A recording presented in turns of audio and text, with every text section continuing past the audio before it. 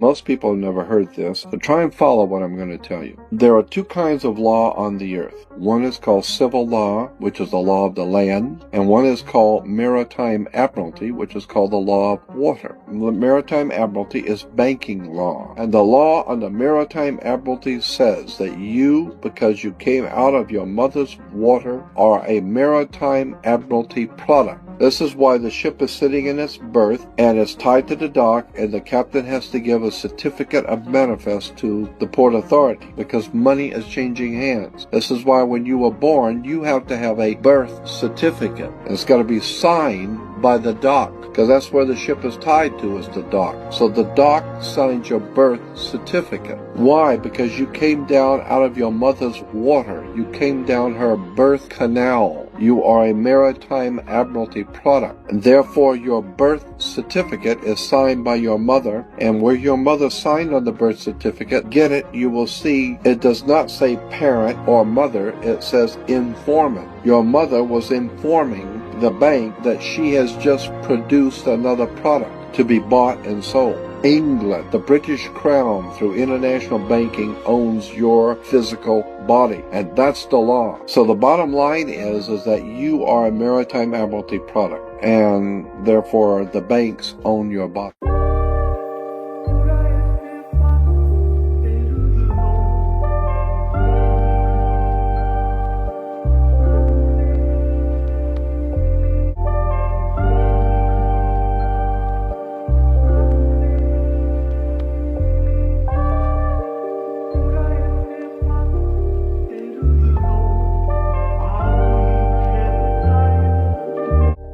Agenda 21 is kind of a code name for a master plan originated at the United Nations to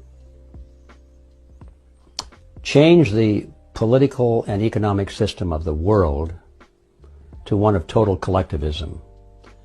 And in order to do that, people must not be allowed to have independence. They must be dependent on the state for everything. Otherwise, they won't be easily controlled by the state. That means they can't have private property, mostly. They cannot have land of their own.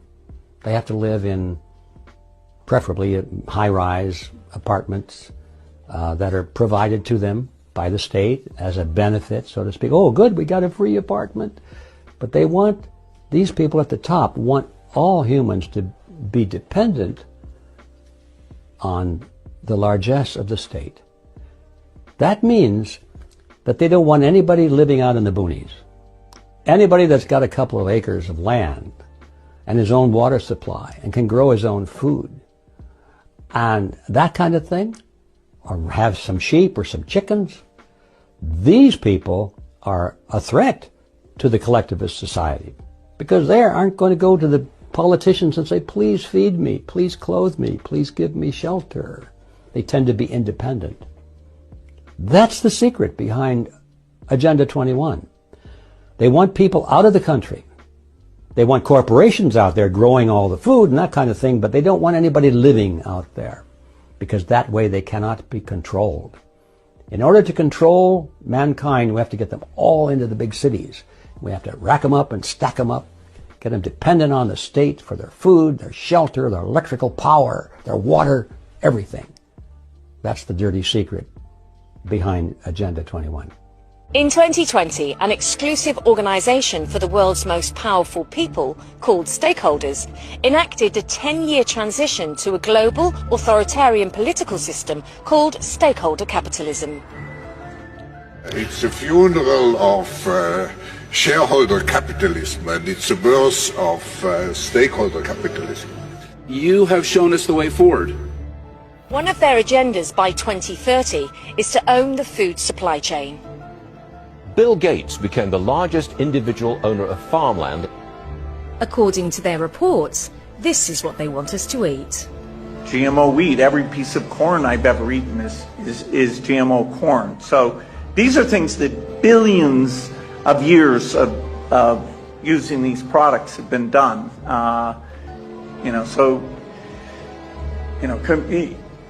Anyway, these are proven products.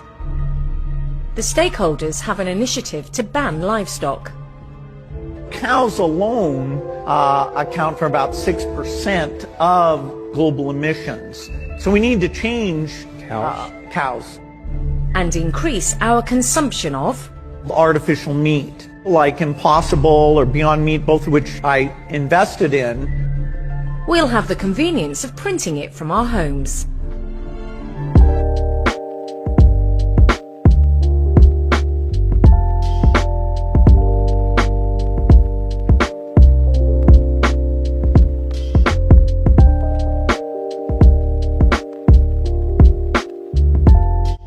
Now I'm sure you guys heard what happened in Texas, right? The river jumped 23 feet, kids gone, and Camp Mystic underwater. But let me show you why this ain't just Texas. Cause once you line it up flood by flood, it's the same play, different stage. Eastern Kentucky 2022. Flash floods took out entire mountain towns. Multi-generational land wiped out, no warning, no escape. Mississippi Delta 2023. Historic black farmlands flooded out. Right after federal insurance updates raised the rates. Selma, Alabama 2024. Extreme rain hit historic districts. And then here comes the developers with rebuild offers. Houston, Texas 2020. It was the 5th flood in 10 years. The same zip codes hit every time. And guess what? It's low income areas near bayous that never get an upgrade. East St. Louis 2021. The levee failed in fast. And the land right behind it sitting on some of the oldest black owned property lines in the state. Camden, New Jersey 2023. Rain hits hard. FEMA zoning flips. Next thing you know, luxury apartments on old church lots. Watsonville, California 2023. Latino farming communities devastated by floods. Land value dropped and agribusiness moved in fast. North Carolina 2022. Historic areas near the Cape Fear River were submerged and insurance dropped coverage right before the rains hit. From Detroit to Buffalo, New York to Florida and so many more. But do you see it now? It's never just about water. It's where it hits. Who owns the land and who shows up after. Different cities, same result. Legacy gone, the buyouts fast, and the rebuild don't look like the past. So nah, this ain't coincidence. It's a playbook with the weather forecast.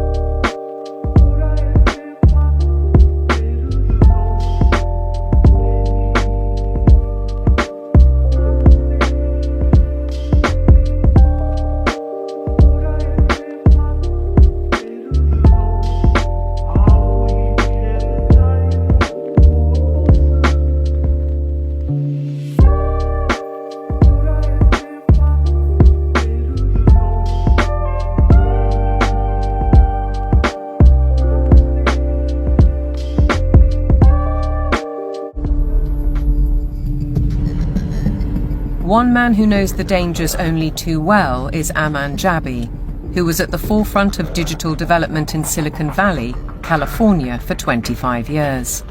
He left when he recognized the dark side of surveillance technology, choosing instead the peace and beauty of Montana. He's an expert in facial recognition. It's a technique that is used to uniquely identify the biometrics of any face. So, in a device like your smartphone, and most modern smartphones in the last 5 or 7 years, they have a 3D camera module in the front of the phone which you cannot see. Within that module is a near-infrared projector which projects tens of thousands of dots on your face. Those dots are then distorted based on the contours and the features of your face, and there's a near-infrared camera then takes a picture of that distortion, captures it, and then reverse engineers the exact profile of your face. In the longer term, facial recognition will be used to unlock your digital identity, which is going to be a tool of control for the agendas that are coming down the pipeline. Elements of that control are already with us. Alexa, good morning. Good morning. You are never alone in your home, and this is why. All your devices at home and all smart appliances, they are all connected on a wireless network. Many of these devices will have cameras, many will have microphones, and so they are monitoring everything all the time. Your smart appliances are communicating with the smart meter and sending it real-time usage data. If there's a Ring camera also in your home, a mesh network is formed, and all your devices are being tracked within the home, its location, its usage, and all the data is going to Amazon servers. When you leave your home, all modern vehicles are connected to the internet, so your automobile is being tracked all the time.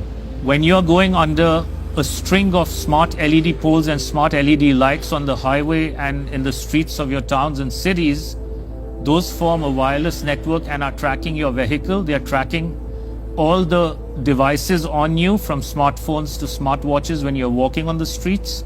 So data is being collected 24/7 continuously on every human being whenever you are within these wireless networks.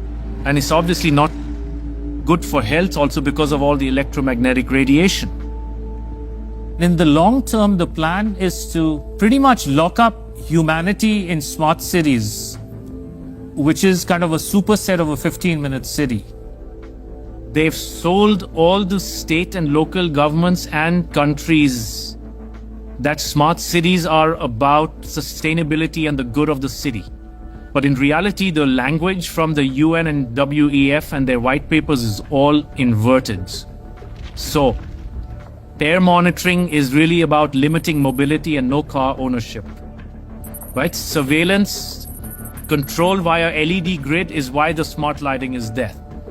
Water management is about water rationing, noise pollution is about speech surveillance, traffic monitoring is about limiting mobility, and then, of course, energy conservation is all about rationing heat, electricity, and gasoline. Another concept one should be familiar with is called geofencing, and think of it as an invisible fence around you, where you cannot go beyond a certain point, and that will be related to your face recognition, digital identity, and access control.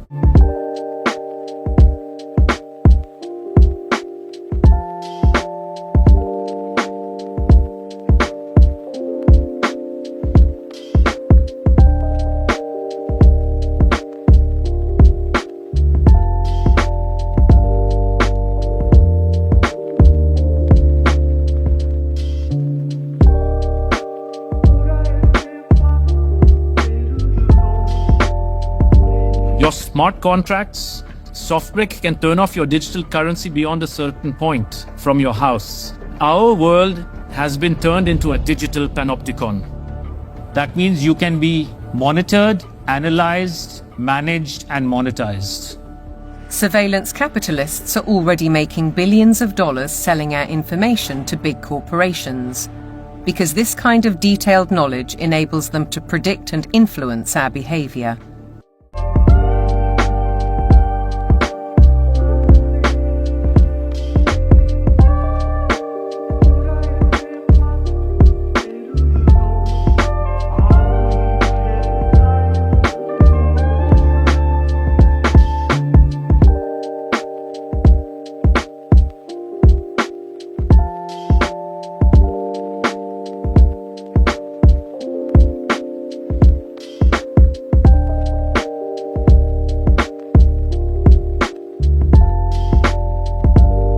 Maybe in a couple of decades, when people look back, the thing they will remember from the COVID crisis is this is the moment when everything went digital. This was the moment when everything became monitored.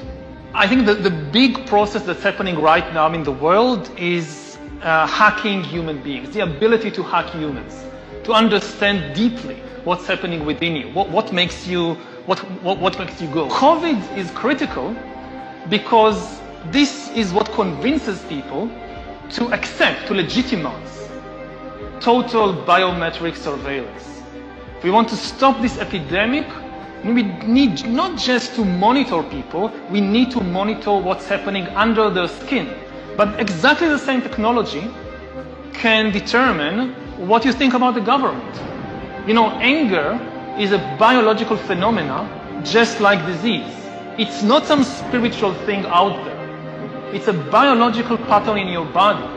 With this kind of surveillance, I mean, you watch the big president, the big leader, gives a speech on television. The television could be monitoring you and knowing whether you're angry or not, just by analyzing the cues, the biological cues coming from your body. The thing is, it's not just you're now watching this. The thing is, we know that you're watching this, and we also know how you feel. Are you angry about what you hear? Are you frightened? Are you bored? This is the kind of power that Stalin didn't have. You know, when Stalin gave a speech, everybody, of course, clapped their hands and smiled. Now, how do you know what they really think about Stalin? It's very difficult. You can't have a KGB agent following everybody all the time. Even if you do it, he's just watching your outside behavior. He doesn't really know what's happening in your mind. But in 10 years, the future Stalins of the 21st century, they could be watching the minds, the brains of all the population all the time. And also they will have the computing power to analyze all that. And COVID is important because COVID legitimizes some of the crucial steps, even in democratic countries.